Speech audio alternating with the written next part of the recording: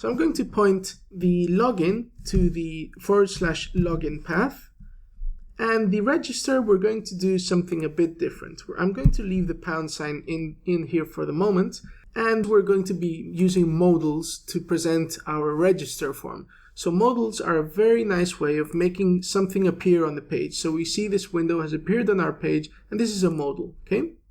So let's see another example. This is a modal, and this is a modal, okay? So these are all nice ways of actually presenting a new window onto the screen and kind of getting the user's attention into this box. And so the two additional tags we need to implement into our A tag. By the way, don't worry that this is a button. This will work also for the A tag.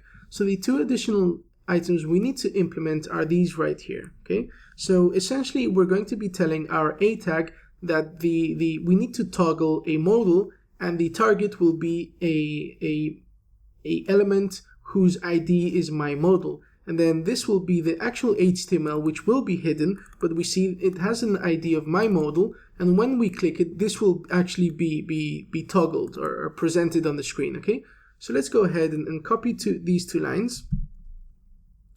attributes, sorry. Go back to our A tag and paste them in.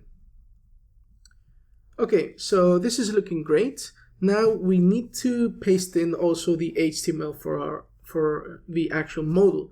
So we're going to create a new file in our commons, new HTML file, and call it register_modal. Okay, we're going to delete the HTML that PyCharm creates for us. And I'm going to go ahead and copy all of this HTML here, okay? Again, I'm going to reformat it. Okay, good. And before we can see if this is working, we actually have to also include this register modal now into our main.html. So let's go ahead and do this.